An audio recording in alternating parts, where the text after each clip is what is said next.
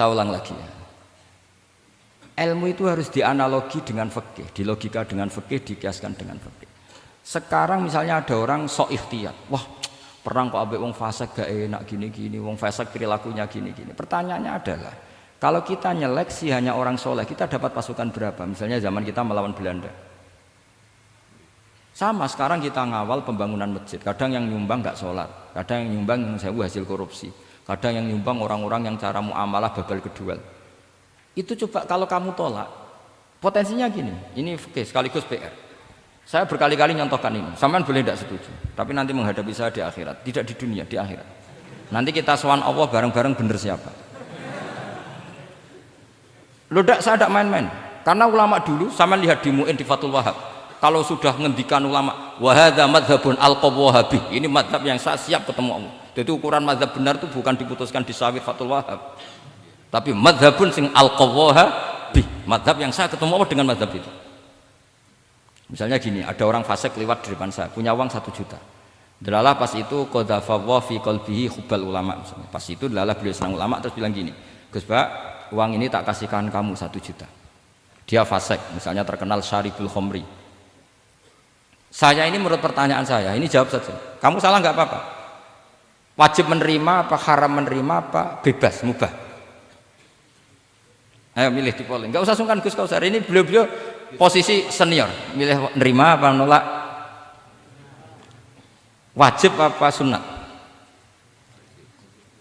sunat apa wajib. Nah logika harus terbangun begini, kalau kamu terima maka akan dicibir. Malam di Fathul Wahab tiga duit uang saya kok gelem, bolak-balik nak duit gelem aja. Itu juga masalah kan, kiai latihan jatuh kan, artinya posisinya tidak mantep-mantep amat. Udah kadang keramat itu. Sama jangan niru saya, aman udah itu. Bayangkan sampean yang latihan nyai itu kan. Tapi pertanyaannya kalau sampean tolak, terus ista'ana bihadhihi darahim lil maksiyah. Tak kena kiai ra gelem, tak kena demenanku. Dan hari itu andaikan dia tidak punya uang 1 juta, dia tidak bisa kedemenannya. Gara-gara sampean tolak, dia punya alat untuk maksiat lagi. Kalau seperti ini jadi haram apa wajib? Loh, berarti sampean harus gak jawab anut aku. Artinya sampean jawab kan terprovokasi saya kan? Terprovokasi narasi. Terprovokasi narasi. Itu kriminal untuk calon ulama gitu, itu nggak boleh. Nah, logika ghanimah kira-kira seperti itu. Ghanimah itu normalnya haram. Normalnya haram karena ghanimah itu min amwalil kufar. Dan notabene amwalul kufar adalah bukan sekedar mukhtalithah, aksaruha mungkin minal haram. Tapi kenapa ghanimah dihalalkan di hadil ummah? Makanya Nabi ketika ngendikan uqtitu khamsan lam yu'tahunna nabiyyun qabli, termasuk beliau menyebut wa ukhillat li al-ghanaim, termasuk saya 5 hal yang Nabi sebelumnya enggak dikasih, saya dikasih. Di antara beliau nyebut wa ukhillat li al-ghanaim, ghanimah itu halal untuk umatku. Itu kan kenapa Nabi menyebut itu? Karena normalnya ghanimah itu haram karena min amwalil kufar. Tapi kenapa dihalalkan? Saya pernah ditanya seorang dosen, kenapa itu halal Gus? Saya itu kok gak nyaman, karena ini jenis orang ikhtiyat. Terus saya bilang gini, andai kan kamu digarong sama garong, kemudian garong itu bawa senpi, bawa pedang, karena kamu merasa itu tidak milik kamu, monggo gadani jenengan betul malih. Wah ya tidak bisa Gus, nanti dipakai garong lagi. Sama amwalul kufar, andai kan lau a'tainahum, andai kan kita kasihkan lagi ke mereka, maka akan dipakai isti'anah, dipakai pertolongan atau alat untuk kekuatan kekafiran mereka. Di sini sirinya kenapa ghanimah menjadi halal. Tapi kenapa Nabi sebelumnya kok dikatakan haram? Karena logikanya memang haram. Itu hebatnya Allah SWT sama para kekasihnya. Ada kekasihnya yang dipilihkan haram, yaitu Nabiun qabla Rasulullah SAW, karena normalnya memang haram. Ada Nabi yang fikihnya lebih dinaikkan lagi, yaitu dihalalkan supaya harta ini tidak dipakai i'anah alal maksi.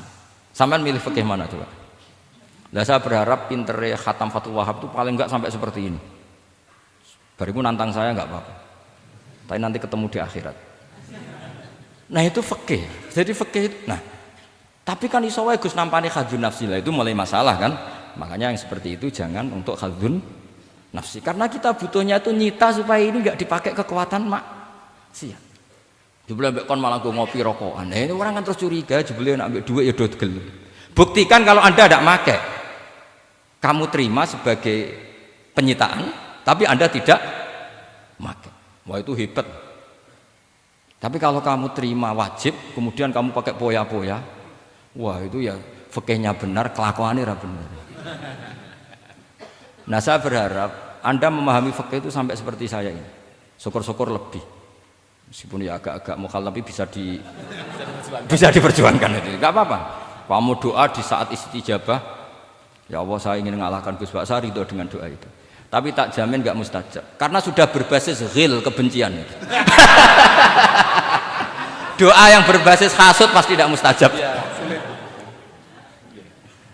Jadi makanya saya rela kalau ada kompetitor karena tadi pasti. Jadi fikih itu gampang. Misalnya begini lagi, saya beri sekian contoh. Di sini tadi saya minta Gus Kevin untuk membawakan Babul Hijrah, juz 4 kitab Mahali. Karena Mahali itu namanya Kanzur Rohibin sebetulnya, cuma yang ngarang Mahali lebih terkenal dengan istilah apa? Mahali. Beliau nyarai kitab Minhajut Thalibin. Imam Mahali itu senior. Jadi Syekh Zakaria Al-Ansori itu ya beliau sudah menyulap Minhajut Thalibin jadi Manhajut Tulab, tapi beliau ikrar kalau itu awal-awalnya dari Imam Jabah. Nah, sekarang pertanyaannya gini, saya misalnya nempat di Korea Selatan atau di Amerika, saya sudah punya tanah di sana, saya ulang lagi punya tanah di sana, punya komunitas di sana juga saya nggak diperlakukan buruk, bisa sholat, bisa puasa. Hukumnya saya pindah ke Indonesia atau ke Mekah atau kemana saja, hukumnya haram apa boleh? Saya tidak mendapat perlakuan yang macam-macam. Kalau saya disakiti dan dipaksa menjadi kafir, maka wajib hijrah. Kalau nggak ada pemaksaan itu, kira-kira hukumnya gimana? Ada ulama yang mengatakan hukumnya haram hijrah, harumatil hijrah.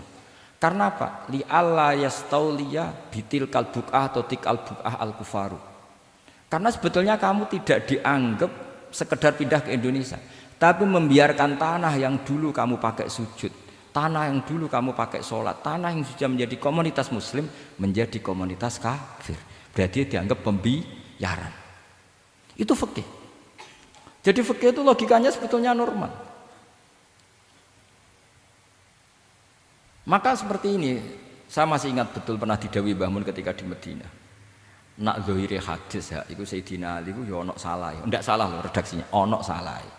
Mergo Nabi sering muji wal Madinatu khairun lahum law kanu ya'lamun. Madinah adalah kota terbaik. Sataftahuna kadza wa kadza, Nabi sampai gitu. Tapi Nabi selalu ngendikan wal Madinah khairul. Tapi Sayyidina Ali tetap pindah ke Irak. Kufah ya, zaman itu terkenalnya istilahnya Kufah karena belum ada istilah Irak. Ke Kufah. Pindah ke Kufah, kemudian beliau menyebarkan Islam di Kufah. Terus punya murid awal namanya Hasan Basri, murid paling sukses. Itu orang-orang Basrah, bukan orang Temanggung, orang Basrah. Itu orang Basrah. Semua riwayat mengatakan itu orang apa? Basrah, jelas bagul-bagul. Bukan. Itu sangat jauh dari. Nah, karena Hasan Basri murid paling sukses ini pindah ke Basrah, maka ilmu setelah itu Basrah. Sehingga idakhtalafatil Kufah wal Basrah kudimatil Basrah. Akhirnya menyebar sampai Baghdad, jadi Qubbatul Islam. Orang bisa dikatakan alim kalau sudah dikatakan alim di Baghdad. Termasuk Imam Syafi'i itu ngajinya di Baghdad. Padahal beliau lahirnya di Gaza. Huzah itu kalau sekarang itu apa? Gaza. Askolan itu juga Palestina. Nah, dawe Mbah Mun. Tapi Sayyidina Ali itu wong alim. Saiki nak wong Islam tengok-tengok ning Madinah berarti membiarkan bumi Allah di sana-sana itu tanpa ada Islam. Akhirnya Sayyidina Ali tidak mengikuti dohire hadis. Tentu Nabi Sayyidina Ali pasti ngikuti hadis, tapi hadis wal Madinatu khairul lahum law kanu ya'lamun itu ada konteksnya. Keluar dari Madinah linasril ilmi itu juga ada konteksnya.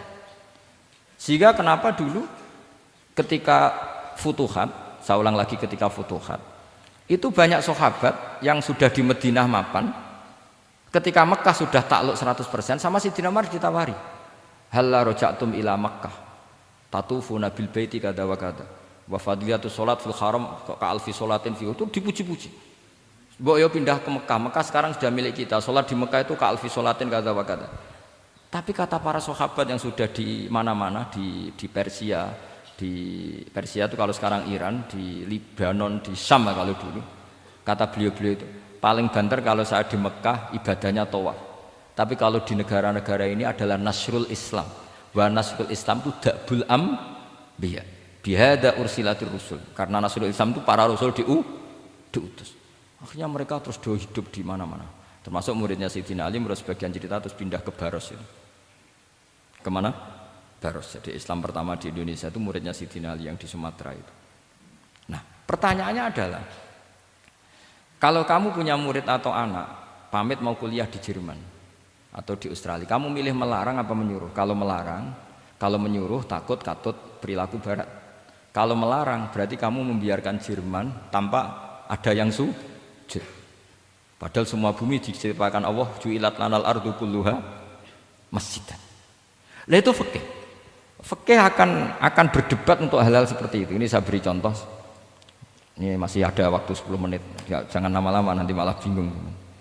Yang bingung tidak sampean, saya juga ikut bingung nanti kalau kelamaan. Tidak, supaya ini logika ini apa? Logika fikih ya, fikih yang sedap ini tadi sudah halaman 227 ya. Ini tidak supaya sampean tahu, karena saya pernah belajar detail ya tentang Mahali sama Qalyubi. Ini kalau di kitab ini halaman 227 ya, tentang juz 4 ya, halaman 227 juz berapa? 4. Saya beri contoh ya, ini supaya clear ya masalah posisi kita. Jadi misalnya sama orang Indonesia pindah ke negara lain, terus Indonesia kemudian ditempati orang-orang yang nggak benar, berarti kamu ikut tanggung jawab. Saya baca, Bismillahirrahmanirrahim.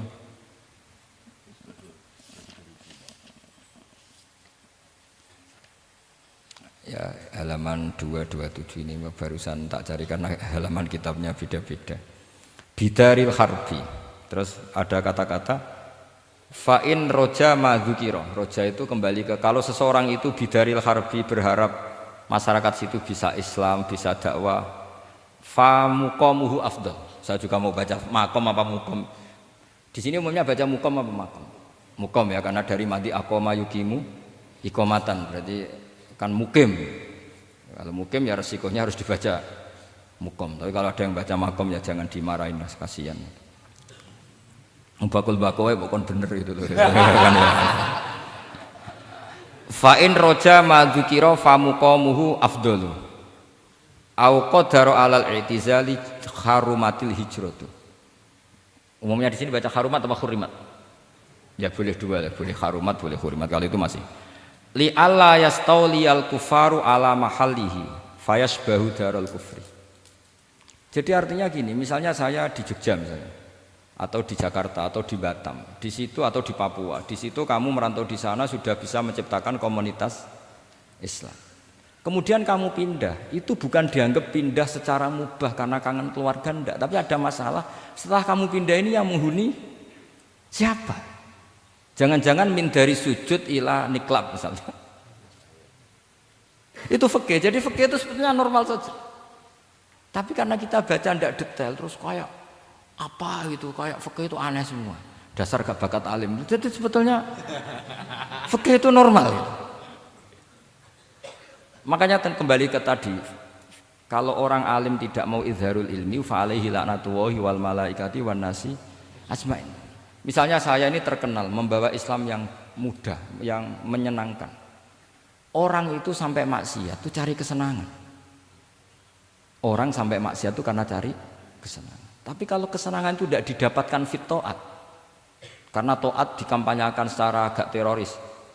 Kamu sholat tidak mesti diterima, karena baju kamu nggak mesti semuanya halal, sujud kamu nggak mesti diteror, sehingga orang yang sholat tuh, sholat ya orang mesti ditompo, mendingan nggak sholat.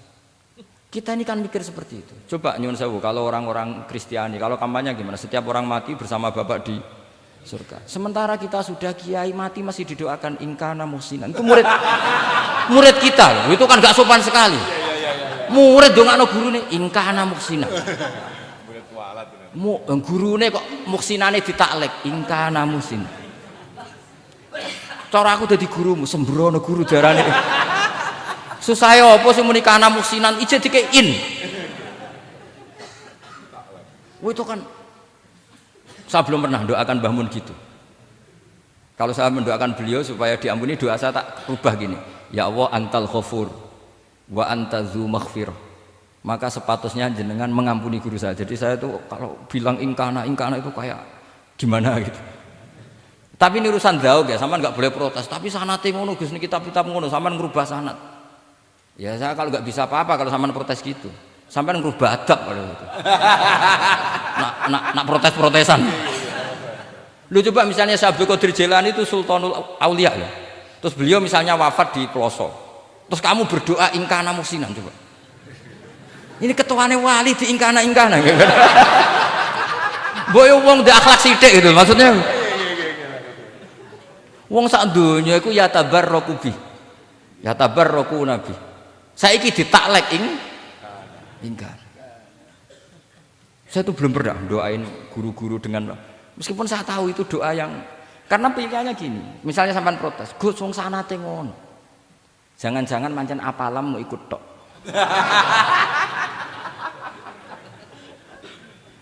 Loh Imam Syafi'i itu kalau doain mayit, ini sekaligus ijazah tapi haram ditiru. Ya tapi ijazah tapi haram ditiru. Imam Syafi'i itu pernah ngecewakan seseorang karena beliau itu idola, ada orang meninggal beliau diminta rawuh-rawuh. Doanya hanya gini tok, ya Allah, Engkau itu tetap menjadi Tuhan meskipun tidak menyiksa orang ini. Jadi menyiksa orang ini tidak kebutuhan Engkau. Kalau tidak jadi kebutuhan Engkau ya tidak usah dilakukan, Gus. Itu terus pulang keluarganya gremeng, iki piye donga ngono tok. Tapi satu keluarga itu diimpeni mayit itu diampuni gara-gara doanya Imam Syafi'i. Ya Allah, anta ghaniyun, anta itu ghaniyun an adzabin. Engkau tidak perlu menyiksa orang ini. Engkau tetap Tuhan, tanpa menyiksa orang ini tetap Tuhan. Jika itu tidak kebutuhan engkau, ya sudah tidak usah dilakukan. Terus iya. Jadi kalau saya doain guru-guru